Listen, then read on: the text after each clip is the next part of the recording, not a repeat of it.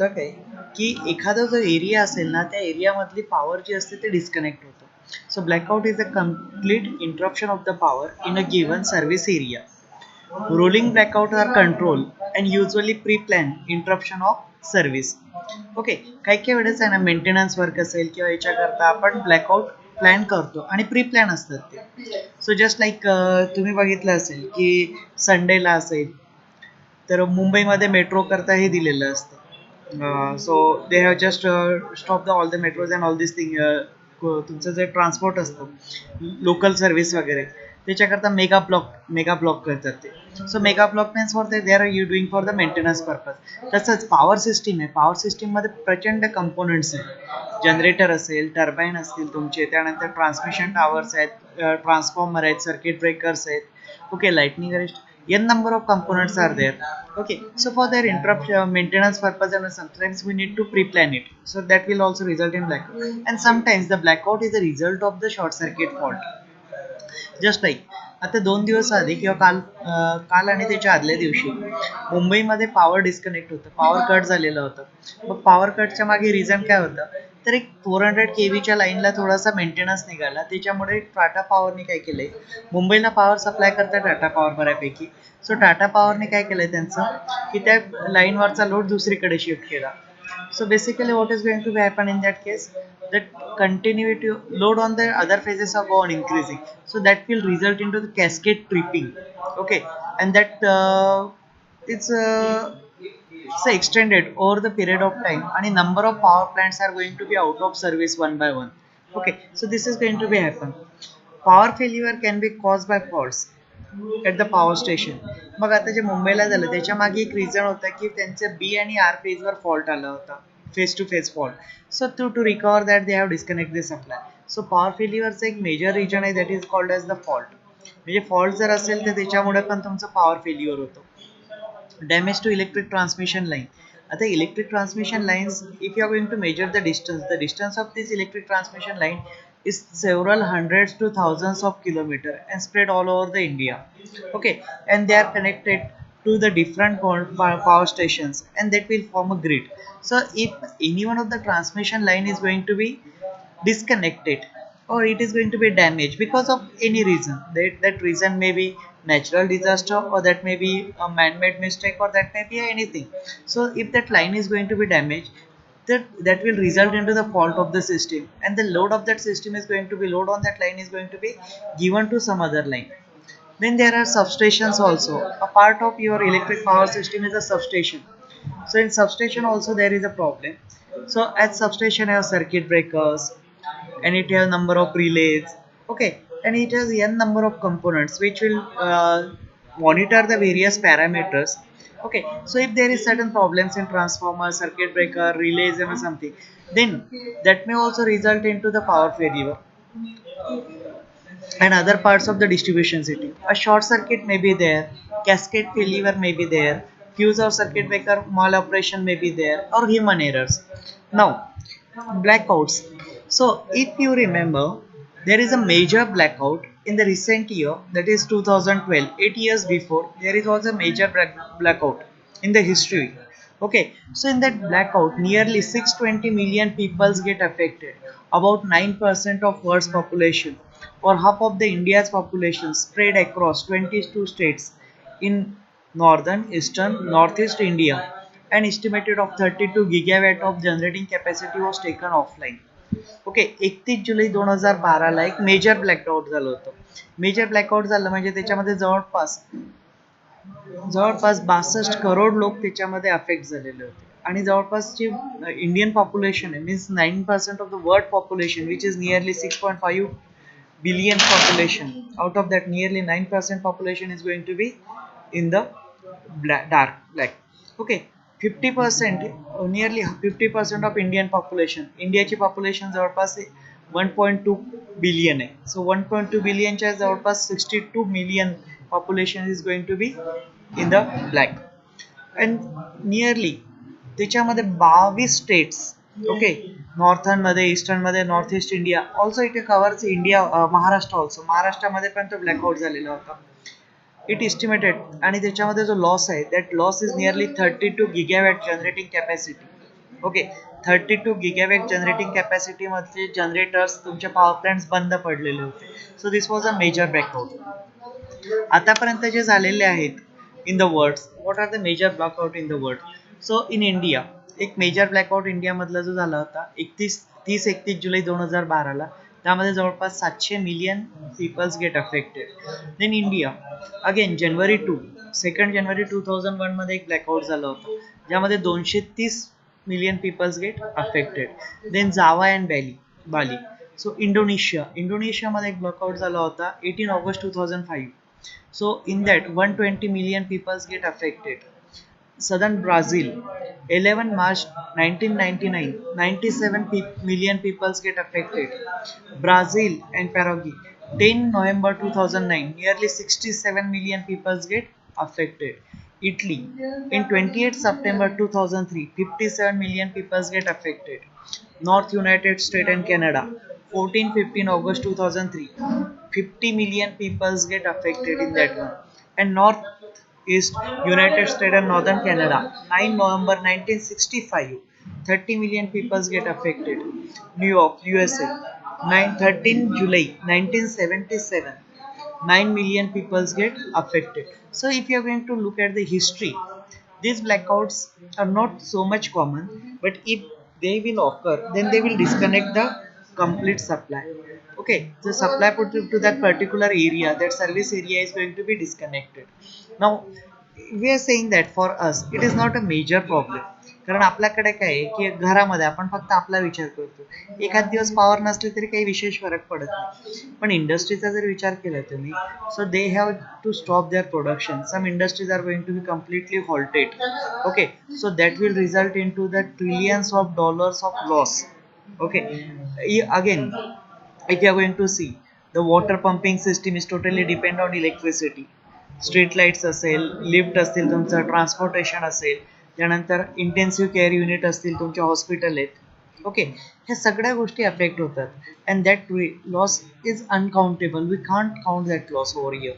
So these major blackdowns will result into the tremendous loss. Now, what are these reasons for this blackout? The reason for this blackout is mainly faults. Okay, if there are certain faults and those faults are not clear within time, then that faults may reaches to the next level. एक असा काय झालेला आहे, grid आहे, आणि grid असल्यामुळे काय होतं की एका याच्या एक सिस्टीमवर फॉल्ट आलेला असेल तर ते आपण सिस्टीम डिस्कनेक्ट करतो आणि तो लोड जो असेल तो दुसऱ्या जनरेटिंग युनिटवर टाकतो. पण काय होऊ शकतं एक केसमध्ये, तुमचा लोड जास्त आहे आणि जनरेटिंग कॅपॅसिटी कमी असेल तर एकामागे एक सिस्टीम्स ओव्हरलोड होत चालत जातात, आणि त्या ओव्हरलोड होत गेल्या ना एकामागे एक सिस्टीम, की प्रत्येक सिस्टीमवरचा लोड वाढला ते डिस्कनेक्ट होईल. So one by one the systems are going to be stop, and that case called as a cascade tripping. Okay, जसं तुमच्या घरामध्ये एमसीबी असेल, एमसीबी केव्हा ट्रिप होतं, जेव्हा लोड वाढलेला आहे, घरातला लोड जर वाढला आपला तर एमसीबी ट्रिप होतो.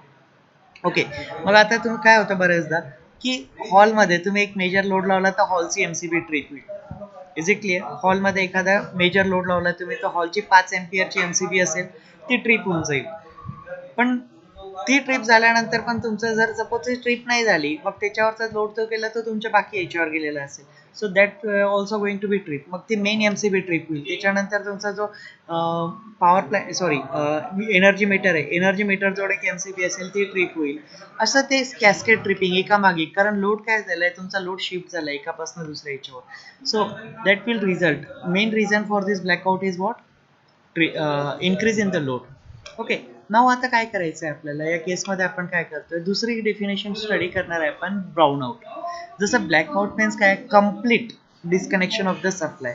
तसं ब्राउन आउट काय, it is a partial temporary reduction in the system voltage और टोटल सिस्टीम कॅपॅसिटी. ब्राउनआउट काय असतं, ब्राउनआउट मध्ये कम्प्लीट इंटरप्शन नाहीये. instead of complete interruption, it is a partial interruption. थोड्याफार प्रमाणात 20%, 10%, 5% असेल. ओके, तेवढा आपण लोड काय करतो, तेवढा पॉवर कट करतो. टेम्पररी रिडक्शन आहे आणि ते पण थोड्या वेळा करताय तुमचं. त्यामध्ये सिस्टीम व्होल्टेजला कमी केलं जाईल किंवा तुमची जी टोटल सिस्टीम कॅपॅसिटी आहे that is going to be reduce over there. Okay, a decrease of power by an electric company. Okay, here who is going to decrease the power? The power is going to be decreased by the electric company itself. Brownouts are most often conducted on purpose by electric companies to prevent the blackout. आणि brownout का केले जातात? कारण brownout जर conduct केले नाही तर blackout होईल माझ्या याच्यामध्ये. ओके, सपोज आता आपण बघतो की लोड शेडिंग केलं जातं रुरल एरियामध्ये, डेली असेल किंवा त्यांचा एक टाइम आहे, त्या टाइमला लोड शेडिंग होतं. लोड शेडिंगच्या मागचा पर्पज काय? कारण माझी डिमांड जास्त आहे आणि सप्लाय कमी आहे. ओके, डिमांड खूप जास्त आहे आणि सप्लाय कमी आहे. मग डिमांड जास्त आहे आणि सप्लाय कमी आहे, तर डिमांड जर मी पूर्ण माझ्या सिस्टीमवर टाकली तर सिस्टीम ओव्हरलोडेड होईल. आणि सिस्टीम जर ओव्हरलोडेड झाली तर त्याच्यावरचं एक सर्टन लिमिटपर्यंत लोड घेऊ शकतो आणि त्याच्यापेक्षा गेलं तर तुमचं जनरेटर स्टॉप होऊन जाईल. मग ते जनरेटर स्टॉप झालं, ते load plus other load is going on the remaining generator.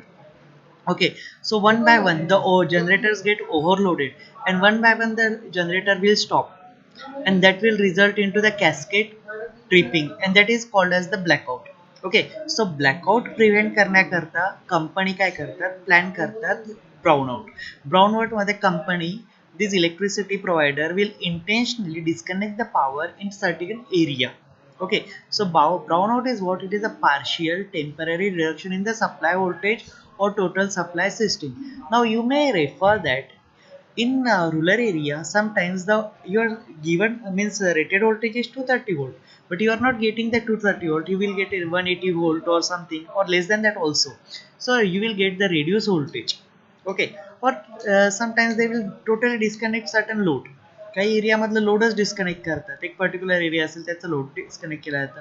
So that will result in to the reduction in the load on the system. So when the load on the system will reduces, the chances of overloading on the system is reduces, and when there is no overloading, so the chances of failure or the chances of cascade tripping is also eliminated. So we will prevent the blackout by conducting or by going for the brownout. Okay, so is it clear? Brownout means what? Brownout is a partial temporary reduction in the system voltage or total system capacity. Now here the power could be reduced up to 25% for a short time. Okay, so in this case what you are going to do? We will reduce the power for up to 25%.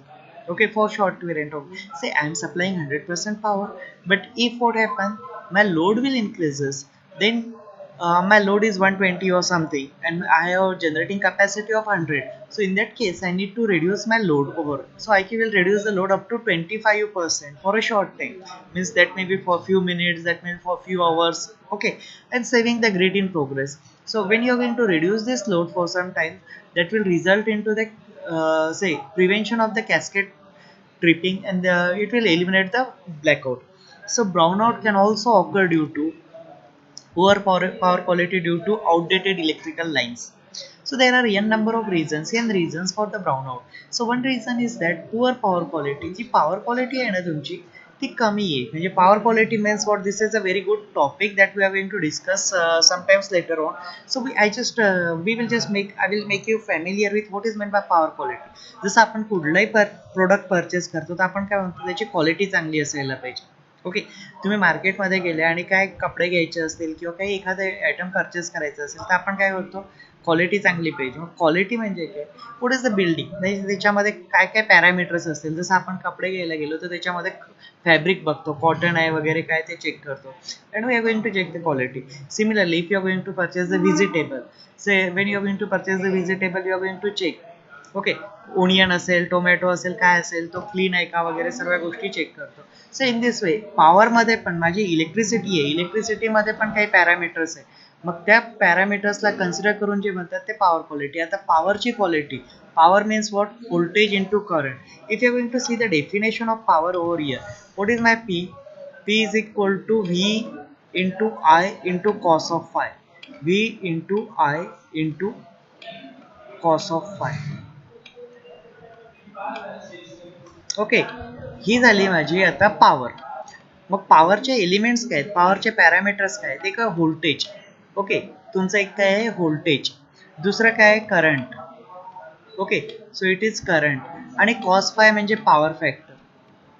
Okay, असे 3 major parameters आहेत. मग आपण power क्वालिटीमध्ये तुमचं voltage जास्त आहे की कमी आहे ते चेक करतो. ओव्हर व्होल्टेज पण नको आणि अंडर व्होल्टेज पण नको. करंट पण जास्त नसायला पाहिजे किंवा खूप कमी नसायला पाहिजे. आणि पॉवर फॅक्टर जो आहे तो लिडिंग, लॅगिंग आणि युनिटी असतं. पॉवर फॅक्टर 3 असतात. जर रेझिस्टिव्ह लोड असेल तर माझा पॉवर फॅक्टर असतो युनिटी, म्हणजे माझा करंट आणि व्होल्टेज सेम आहे. ओके, त्याच्यामध्ये कुठलाच अँगल नाही, हा असतो रेझिस्टिव्ह लोड करता. इंडक्टिव्ह लोड जर असेल तर current will lag the voltage. Okay, so if it is a pure inductive load, then this is my voltage, this is my current. Okay, so this is for inductive load. Okay, and if it is a capacitive load, then my current will lead the voltage. So this is my current and this is my voltage. So this is for capacitive load. Okay, हे तीन टाईपचे load आहेत. Okay, मग या तीन टाईपच्या load मध्ये इथं पॉवर फॅक्टर किती आहे तुमचा 1 आहे, इथं पॉवर फॅक्टर किती येतील तुमचा लॅगिंग. ओके, आणि इथं पॉवर फॅक्टर किती आहे लीडिंग. ओके, असे तीन पॉवर फॅक्टर असतात. मग आता लॅगिंग पॉवर फॅक्टर जर असेल तर त्याचे काही कॉन्सिक्वेन्सेस आहेत, त्याचे काही इफेक्ट आहे. लॅगिंग पॉवर फॅक्टर मध्ये तुम्हाला सेम लोड कॅरी करण्याकरता करंट जास्त लागतो. ओके, लीडिंग पॉवर फॅक्टर असेल तर सेम लोड कॅरी करण्याकरता करंट कमी लागेल. आणि युनिटी पॉवर फॅक्टर असेल तर तुमचा पॉवर आणि लोड जो आहे, करंट जो आहे तो जवळपास सेम असतो त्या प्रपोर्शन मध्ये. Okay, so that we will discuss in some other time next. But just remember, हे काही पॅरामीटर्स आहेत. मग हे क्वालिटी ठरवतात तुमच्या पॉवरची. तुमच्या पॉवरच्या क्वालिटीमध्ये तीन फॅक्टर्स येतात कॉमनली, आणखी बरेच फॅक्टर आहेत पण आपण याच्यामध्ये तीन बघणार आहे. एक आहे व्होल्टेज, एक आहे करंट आणि एक आहे पॉवर फॅक्टर. या तीन पॅरामीटर जे आहेत ते तुमच्या पॉवरची, म्हणजे जी इलेक्ट्रिसिटी तुम्ही कन्झ्युम करताय, जी पॉवर तुम्ही यूज करताय त्याची क्वालिटी डिसाईड करतात. म्हणजे व्होल्टेजची व्हॅल्यू कमी नसायला पाहिजे, जास्त नसायला पाहिजे. व्होल्टेजची व्हॅल्यू जास्त असेल तर तुमची जी मशीन वगैरे असेल ती डॅमेज होईल, त्याचं इन्सुलेशन डॅमेज होईल. करंट व्होल्टेजची व्हॅल्यू कमी असेल तरी त्याच्यात व्यवस्थित चालणार नाही. ओके, करंटची व्हॅल्यू खूप जास्त झाली ते ते पूर्ण डॅमेज करून टाकेल, आणि करंटची व्हॅल्यू कमी असेल तरी प्रॉब्लेम होईल. पॉवर फॅक्टर कमी असेल तर तुम्हाला अननेसेसरी बिल जास्त पे करावं लागेल, त्याच्या इन्स्ट्रुमेंटची लाईफ कमी होईल. पॉवर फॅक्टर जास्त असेल तर व्होल्टेज वाढेल, that will result in to insulation failure also. आणि युनिटी पॉवर फॅक्टर असेल तर बेटर, पण युनिटी पॉवर फॅक्टर फक्त रेजिस्टिव्ह लोड करता मिळतो. Most of load mass are inductive load. Okay, so to compensate the inductive load lagging power factor we are going to use the capacitor.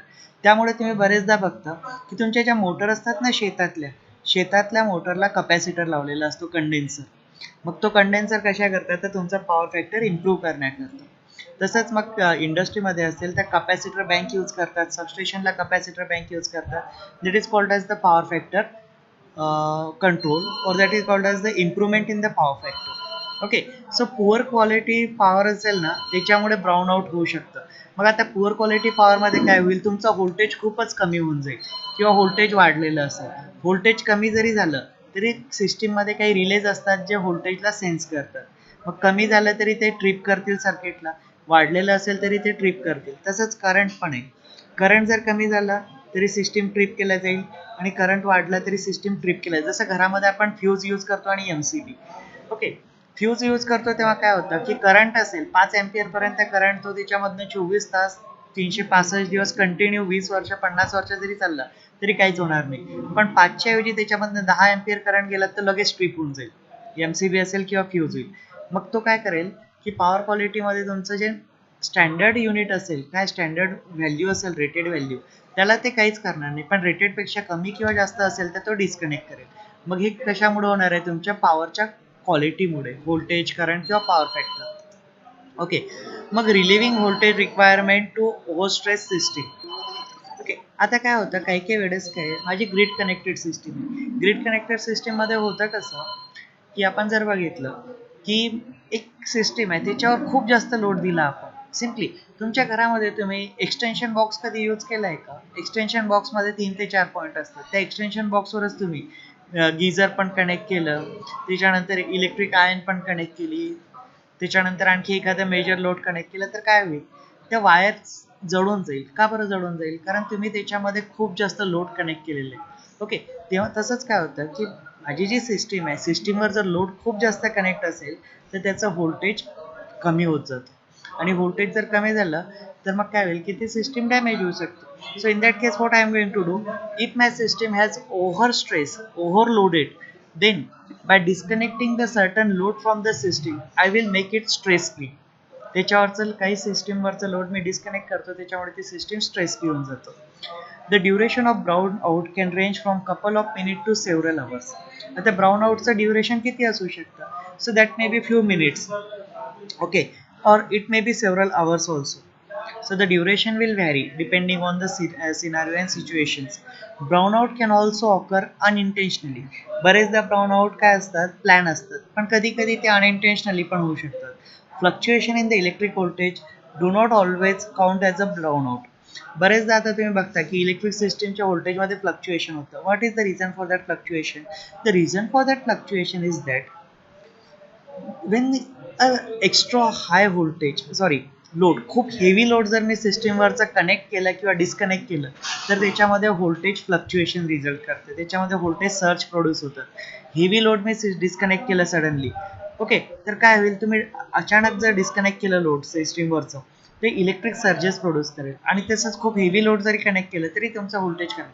तर आपण घरामध्ये बघतो, तुम्ही जर इनकॅन्डेसंट, आधी जुन्या काळामध्ये येलो कलरचे लॅम्प मिळायचे, light, okay, 50 watt, sorry 40 watt, 60 watt, 100 वॅटचे लाईट असायचे.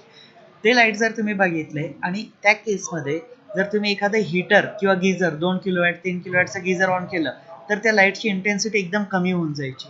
ते कशामुळे? कारण तुम्ही हेवी लोड ऑन करता, at that time the voltage is going to be reduces, okay, so that result in to the fluctuation over there. So that may not count as a brownout, but a sustain reduction can qualify. पण ते voltage बरेच वेळा करता कमी असेल, okay, म्हणजे आता fluctuate झालं, कमी झालं आणि लगेच वाढलं, ते ब्राउन आउट नाहीये, पण ते व्होल्टेज तसंच कमी राहिलं बरेच वेळासाठी. So that may result in to the brown out. Most electrical tools can work 5% above or below the line of normal voltage.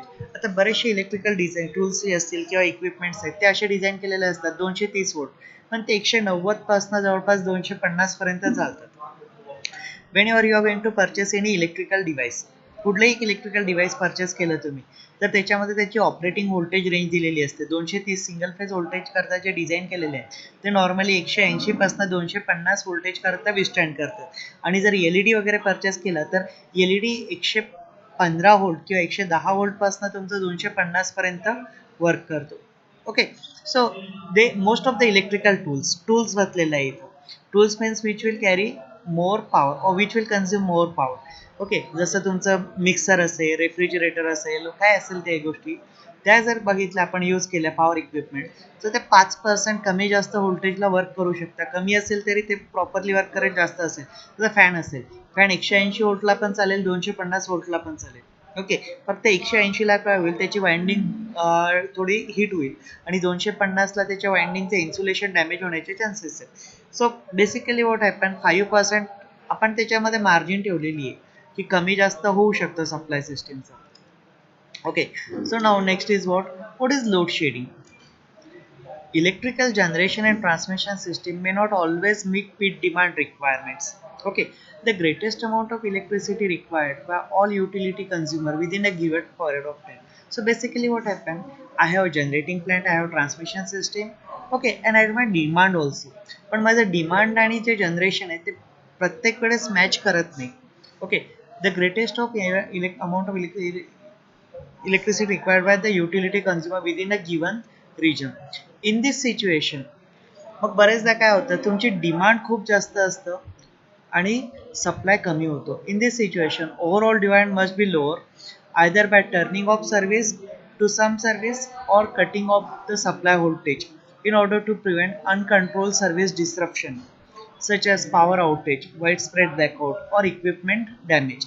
So जेव्हा तुमची डिमांड जास्त आहे आणि सप्लाय कमी आहे, जनरेशन कमी आहे आणि डिमांड जास्त आहे, सो त्या केसमध्ये तुम्ही इंटेन्शनली काही इक्विपमेंट बंद करता, काही लोड डिस्कनेक्ट करता आणि त्याला म्हणतात लोड शेडिंग. मग पर्टिक्युलर एरिया असेल, जसं आता कोपरगावचं जर एक्झाम्पल घेतलं, सो कोपरगावमध्ये जर डिमांड वाढलेली आहे आणि सप्लाय कमी आहे, सपोज 100 युनिट अवेलेबल आहे आणि 130 युनिट डिमांड झालेली आहे, मग 130 युनिट डिमांड आहे तर मी 100 युनिट तर 130 मध्ये डिवाइड करू शकत नाही. So what I have to do, I need to disconnect 30 units so that I can match 100 is equal to 100. मग 30 युनिट डिस्कनेक्ट कसे करायचे? मग 30 युनिट डिस्कनेक्ट करण्याकरता काही जो पर्टिक्युलर एरिया असेल, जसं इंडस्ट्रियल एरियाची एक लाईन असेल, ते फीडर बंद करायचं. किंवा मग काणेगावला गेलेलं असेल, एक पडेगावला गेलेलं असेल, तो एरिया डिस्कनेक्ट, पडेगावचं फिडर जे आहे ते डिस्कनेक्ट करायचं, काणेगावचं फिडर डिस्कनेक्ट करायचं. असे आपण जे डिस्कनेक्ट करतो त्याच्यामुळे काय होतं, तो लोड डिस्कनेक्ट झाला. तो लोड डिस्कनेक्ट झाल्यामुळे तुमचा जो लोड आहे तो कमी होईल. म्हणजे डिमांड काय झाली, आता सपोज पडेगावचं होतं 10 युनिट, ओके, आणि काणेगावचे 10 युनिट. मग माझ्याकडे अवेलेबल आहे 100 युनिट. माझी डिमांड आहे 130 युनिट. मग मी पडेगाव काणेगाव डिस्कनेक्ट केले, तर माझे किती राहिले आता, 110 ची डिमांड झाली आणि अवेलेबल आहे 100. तरी अजून जास्त आहे ना. मग त्या केसमध्ये मला आणखी औद्योगिक वसाहत असेल किंवा कोपरगावचा एखादा पार्ट असेल रुरलमध्ये, किंवा ब्राह्मणगावची लाईन ती डिस्कनेक्ट करावं लागेल. So at that time when I will match my, if my demand is lower than supply then there is no problem. Okay, but if demand is greater than supply, then there is actually what happen, demand and supply should exactly match. Because what happen, whatever the power I am going to produce, that should be consumed at that same moment. Okay, होतं कसं, electricity store करून ठेवत नाही आपण. कारण काय आहे की इलेक्ट्रिसिटी स्टोरेजची कॉस्ट खूप जास्त आहे. If you are going to compare it with the storage, per unit charge of storage. So basically what you are going to do, we are going to use the electricity at the same moment when it is generated. जेव्हा generate झाली त्याच मोमेंटला आपण ती use करतोय. Okay, so you must match the demand as well as supply, and for matching that you need to disconnect certain load, turn off certain load at certain devices, certain area. Okay, and that is called as the load shedding. Utility may impose load shedding on service area via targeted blackout, rolling blackouts, or by agreement with the specific high-use industrial customer to turn off equipments at times of the system-wide peak demand. Okay, मग utility काय करते, utility means your MSCV or that particular method. So what they are going to do, they will just target certain area. मग एक area असेल particular. So basically what they are going to do, they are going to target the rural area. त्या केसमध्ये काय करतात, ते rural एरियाला target केलं जातं आणि रुरल एरियाचा पॉवर डिस्कनेक्ट केला जातो. किंवा काय असतं, कंटिन्युअसली शेड्यूल दिला जातो तुम्हाला की दर शनिवारी तुमची लाईट बंद होईल. जसं आता इंडस्ट्रियल एरिया असेल तर प्रत्येक इंडस्ट्रियल एरियाची पॉवर डिस्कनेक्ट असतं सॅटर्डेला. म्हणजे that days will change from city to city. आपल्याकडे कोपरगावमध्ये सॅटर्डे असेल, पुण्यामध्ये गुरुवार येतो. Okay, so region to region that day is going to change, but on that day the supply is not given to that particular area, so that is called as the ruling, and it is fixed. Or it may be agreement with the specific high end industrial consumer. काही मोठे industrial consumer असतील त्यांच्यासोबत आपण agreement करू शकतो की तुम्ही या टाइमला इक्विपमेंट बंद करून ठेवायचे. Okay, so that the demand on the system does not rises or it should not increases. Now for doing that, आता त्याच्यामध्ये काय लोड डिस्पॅच सेंटर पण आहेत. आता आपण बघतो की आता एक लोड डिस्पॅच सेंटर मीन्स काय, those centers which will disconnect the supply to particular area, these are called as LDC. This is very common, LDC. LDC stand for load dispatch center. So there are n number of load dispatch center, but we are going to discuss some few of the regional load dispatch center. Okay, so one of the regional load dispatch center is NRLDC. Okay, that is New Delhi, which is situated in the New Delhi. Then Western Region Load Dispatch Center. Okay, the Western Region Load Dispatch Center, which is situated in Mumbai. Then Eastern Region Load Dispatch Center, which is situated in Kolkata. Southern Region Load Dispatch Center, which is at Bangalore. The Maharashtra State Load Dispatch Center, which is at Ambazari, Mumbai, Nagpur. Maharashtra State Load Dispatch Center at Airoli, Mumbai. The Dispatch Department is a nerve center for the operation, planning, monitoring, control of the power system. Okay, but load dispatch center काय आहे? So load dispatch center is your nerve center. With that you can control the operation, we can control the planning, we can control the monitoring and control of the power of the system, control the whole power system. Okay, electricity cannot be stored and has to be produced when it is needed. So basically what happened, I cannot store the electricity, I need to generate the electricity at the same moment it is produced. Okay, sorry, demanded, or I need to use the electricity at the same moment in the real time when it is generated. It is therefore essential that the power system is planned and operated optimally and economically. आणि त्यामुळेच काय करतो की आपल्याला जी power system आहे त्याची planning खूप proper असायला पाहिजे, त्याचं ऑपरेशन पण खूप प्रॉपरली डिफाईन करायला पाहिजे, and should be operated optimally. Here the word is intentionally used over here, optimally. Optimally means does not means maximum or minimum. जेवढं पाहिजे तेवढंच. मॅक्झिमम पण नाही म्हणत आहे आपण आणि मिनिमम पण नाही म्हणत आहे. त्याला आपण ऑप्टिमली यूज करत आहे. ऑप्टिमली मीन्स तुम्हाला जेवढी आवश्यकता आहे फक्त तेवढंच याच्यामध्ये. Okay, so it should not be maximum or minimum, it is optimum and it should be economically operated. This is the main objective of LDC, load dispatch center. Okay, so in the next lecture we will discuss in detail about those load dispatch centers and all this.